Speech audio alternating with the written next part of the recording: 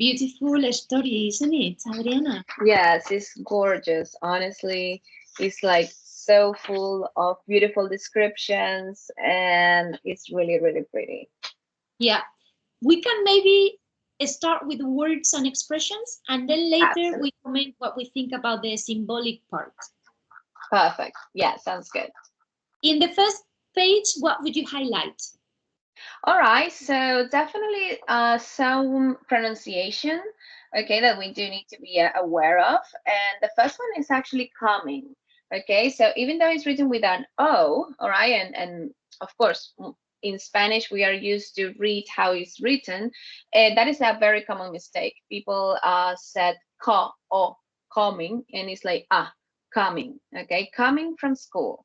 So definitely that's one that we should look after, like we should look out.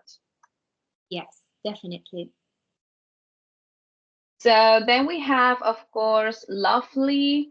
Okay, it was a large, lovely garden is the same thing. Okay, it's not an O, it's an A, lovely. All right, so again, careful with that O.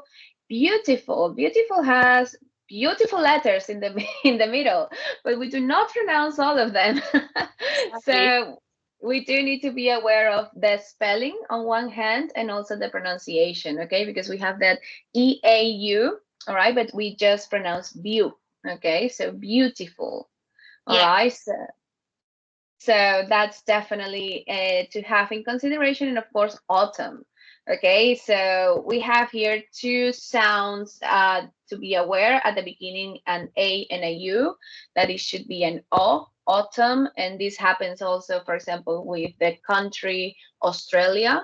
Okay, we write it AU, okay, but we pronounce as O, autumn, and then that MN at the end. Like, it's weird because in Spanish we are not used to, pronounce MN, but we do need to do it this time, autumn. Nice. So definitely that's, in the first part. Should you continue with the next one, or should Yeah, I maybe do? you finish with this page that you were reading, and then Ah, I explain the others from the other part. perfect. Okay, perfect. Okay, so then these words which are giant and ogre. Okay, so again, so giant. Okay, so it's we pronounce I and then and giant and ogre. Okay, that R is like we call it the doggy schwa because it's like like when it's a puppy. Okay, so ogre. Okay, so ogre. Then also we have in the one, two, three, four, in the fourth paragraph, he cried in a very gruff voice. Okay, so gruff.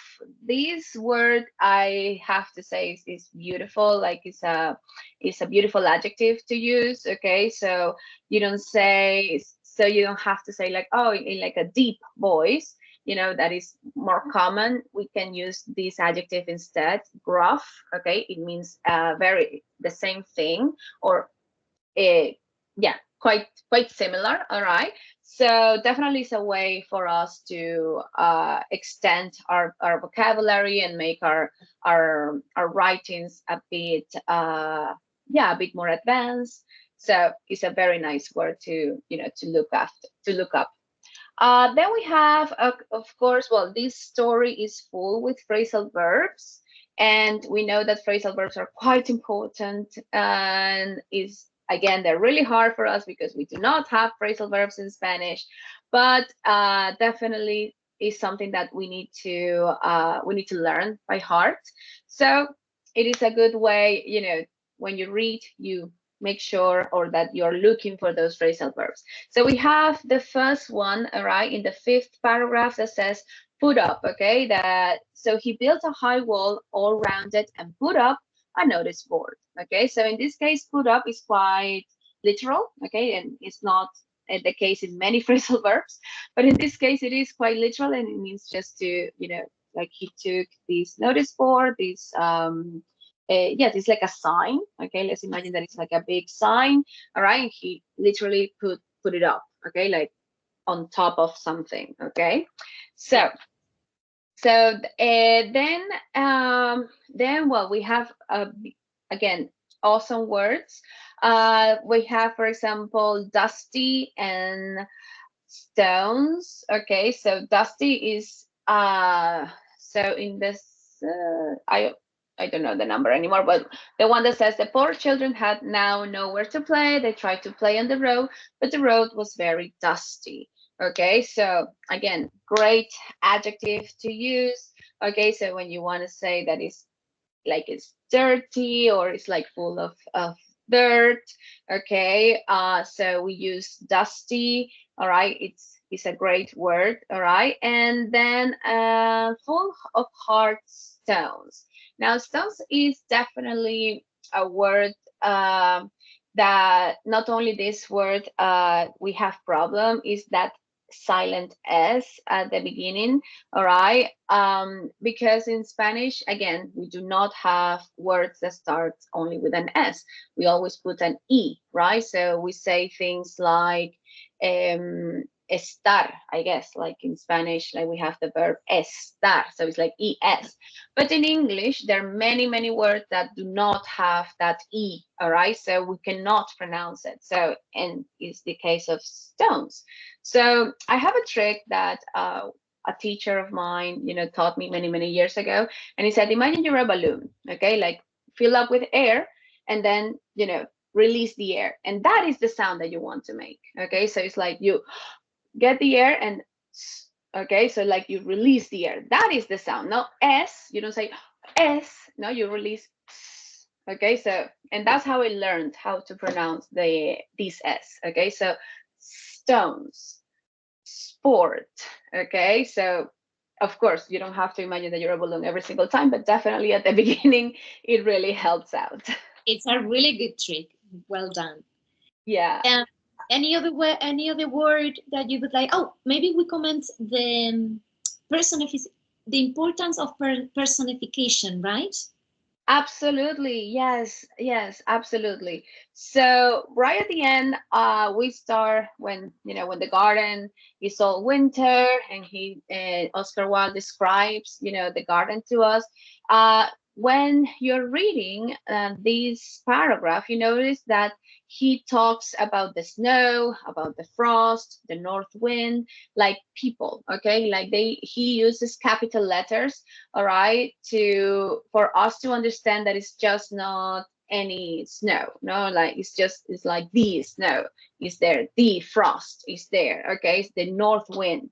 So yes, it's definitely like a resource, okay, that I think Oscar Wilde used for us to understand, that, or to imagine, that is like actual beings there all around the castle of the giant. So Yeah. yes, Yeah, yeah, I was please going to go say ahead. with the idea that personification is something that happens also usually is coming in this case from natural elements, right?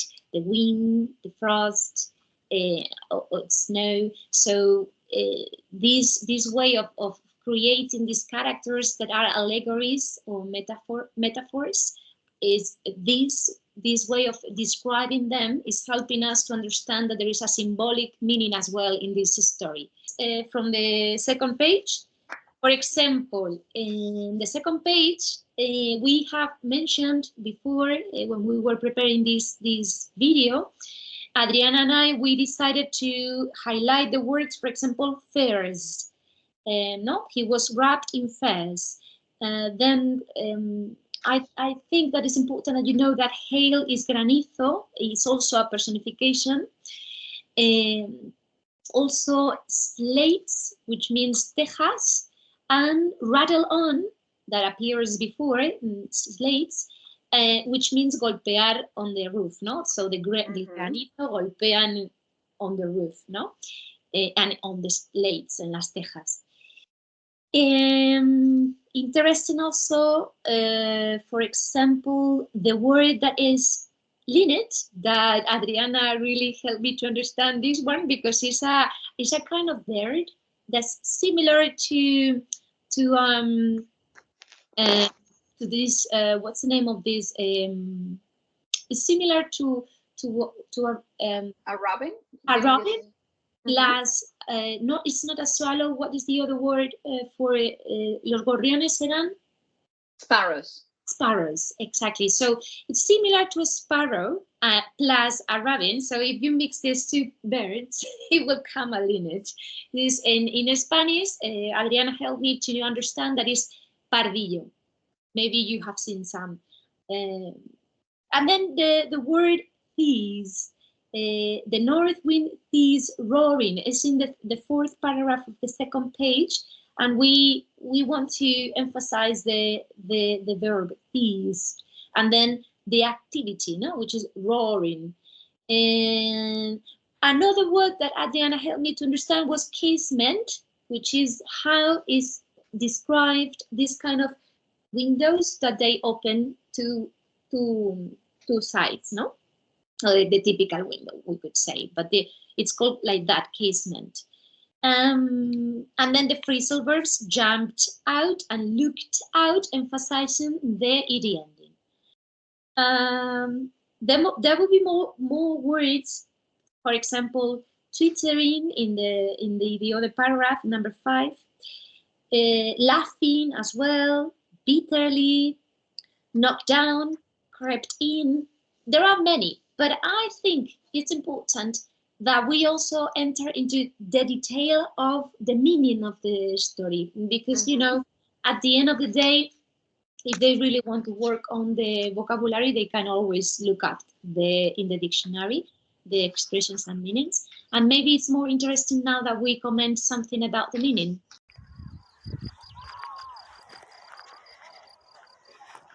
You can start with that and I'll follow, all right? Because you're the expert in this area. But well, yeah, absolutely. Yeah, well, but I love literature, and I'm also doing a course in Escuela Oficial de Idiomas, or official language school, that is called English through literature. And because I have studied that at university, I think that I have just a kind of glasses, you know, I have some in my experience of reading, that at the end I always find the symbolic, metaphorical meaning, no? So something very special and very important that we need to understand is that the flowers are like stars. This is being said at the beginning of the tale, and this is a key element to understand the whole thing. Also key element is to know in culture that Oscar Wilde was from a family that was Protestant in Ireland, of course, but he became Catholic. And this is important because he's going to use a lot of symbolic symbols from the Catholic Church, but also from the Catholic culture in general. Or if you want, we omit Catholic and Protestant, and we use just Christianity, no, the Christian symbols, as simple as that. Perfect. Yes. Yeah. So, for example, we know that, and we are going to link two ideas. He is talking about a change in the giant's heart that is linked to the change in weather. Remember when the giant was saying, "I'm looking forward to see a change in the weather." Well, the weather will only change when he changes his heart. This is essential. This is a key message.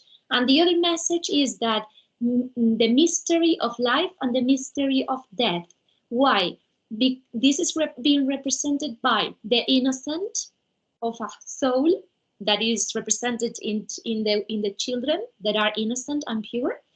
Also, is represented in the life of nature, in the garden with the trees, and one special tree that it looks like a Christmas tree to ourselves because it's being described as a tree with golden branches and silver fruits, also white blossoms, flowers, no, or white blossoms. So those white blossoms are going to be placed, and you will see that at the end of the story when the giant tree is under the same tree covered with those flowers, which represent the purity of his heart, the resurrection as well. We said that the death, but at the same time the resurrection of nature itself, because the spring has come again, no, in this garden, and the children are approaching him, and they are sad because he's dead. But at the same time, he has met a little boy, right, Adriana? Who is that? Yes. Yeah, so of course, Who the is little that boy, little boy? when Can he you was describe? presented at first, we had no idea, but then the second time they gave us like, very obvious clues of who he was. So of course he mentioned the marks or the prints in his hands and his feet, and actually the giant was like, who did this to you? I'm gonna slay whoever did it. And then the giant was actually, when the little boy said, these are wounds of love, that's when the giant also, and I think the giant and ourselves too, like we were like, oh, okay. So that little boy is Jesus, baby Jesus, okay. And also the giant understood that immediately, and that's why he knelt before the little child. And yes, it is a beautiful representation, and because it's like he presented himself when the giant needed him the most, once when he had a change of heart, and then of course the last day that he was on earth, and to take him to paradise. So definitely is a beautiful representation of the baby Jesus. I'd like to comment the word present, the present. Under the tree, the Christmas tree, is full of the colors that they have been described before. White, is golden, and red as well, and green. And right? Green, yes. And if you read very carefully the text, they appear. So the hues, the hues and the colors have been very well selected. Hues and tonalidades, right? So for example, the green appears where? In the grass. So, in the grass, exactly. The red appears where, Adriana? When the giant got so angry when he saw the wounds, he's like, he was red with anger. So it's like in our head we are thinking about this color. So of course everything it takes us to Christmas, okay? Because we have this tree, then we have the green, then we have the red, and then the baby, the child appears, and it's like, oh my God, yes, of course. Exactly. And it also appears through the blood as well of the wound, and hands. So also the word present is essential because we are celebrating Christmas here, basically. And is the Christmas tree, we know Christmas tree in general in the Jewish culture represent the life, the tree of life. And that is a symbol that all Christians also share, because we do that every Christmas, right? They also, he is emphasizing children, right? And let children come to you. Or be like a child, not innocent and pure and open to the new. He also, I think Oscar Wilde, he's also saying, you have to be the present that you give to others. Because he's facing the giant under this tree at the end. He's lying, apparently dead, but we know because the child has said to him, you will come to my paradise, to my garden, which is paradise. So again, it's a beautiful way to say you are a present to others. And in presents, we also highlighted before, ¿verdad, Adriana, that when you place presents under the tree, they are a mystery. You don't know what they are inside. That is how it works. Because if you order something and you know already the present, where is the surprise? Where is the mystery? So we celebrate the mystery of and things that are unknown for us, even in within us as well. This change, this metamorphosis, we could say, that suffered the heart of the giant, is something that we also experience ourselves throughout life. Exactly. Yeah. And you said something before, before we start recording that, kind of stuck with me, that at the end, what Oscar Wilde was also want to say is like, don't be afraid of death. It could be something beautiful, as well. So it's like just, the next step, after life, there's always death. Like one thing that we can be 100% sure is that we all gonna die. So Yeah. the fact that he presents that as a present, it was quite symbolic as well. Yeah, exactly. It's present because it's a surprise. It's present because it's also about the time. The present time is is maybe something that we can't even grasp, Mm-hmm. understand, because it's not past, it's not future, it's present all the time. And at the same time, it's something that if you are really conscious about being in the present moment with the people that surround you, you are a present to them, no, as well. The attention Exactly. of paying attention to others, no, like the guy, the if we could also say that the giant was paying attention to the kids when he started to paying attention of that thing of what was happening around him. So he was really attentive. He was really discovering the changes that suffered the garden because of his selfishness. And when Mm-hmm. he changed that is when he became a present to others, and when he could enjoy life, basically. Yeah. Yeah. Yes. Yeah, and it was beautiful that right at the end, when years went by, he said, "Yes, my garden has beautiful flowers, but the most beautiful flowers are the children." Yeah. So that Yeah. was, and that was like, Yeah. when the cycle finishes, I would say that's when, I guess like finally when he learned his lesson, that was when he got permission, let's call it like that, to go to the other garden, which is heaven. So Yeah. And also the approaching of an ogre and giant, children. I mean, are well, scared of it's them. inevitable that we think about David, right? David and Yes, the and and no, Goliath. and exactly. So it's very similar. It's again a reference, a cultural reference that is also obviously appearing here. So how we approach to things that really are scary, no, but also how we accept others that they are not perfect. The giant is, Exactly. and we forgive that. I mean, we are forgiveness. We forgive others. So I think that idea of forgiving ourselves and forgiving all others, I think is also inside this story. No. Mm-hmm. Absolutely, yes. Yeah, also because the children like they also forgive, they or forgave the giant, Yeah. after all that time that they were not allowed, in the garden, and they were treated quite badly. But Yeah. then, they saw the willingness of the giant to change, and they, forgive him and embrace him just like one of their own. So that's quite nice as well. Yeah. That's beautiful. So we have finished with this reading and with this commentary that we did, literary comments that we have said. I hope that people got inspired and they understood the meaning of the colors of Christmas as well. And what we are really celebrating is humanity. Yeah. Exactly. Yeah, absolutely. So, yeah, I really hope that they have enjoyed as much as we did because honestly, I love this story so much. I didn't know, I haven't read it before, like before, when you sent it to me. So yeah, like honestly, it's a beautiful story, and I really hope everybody enjoyed it.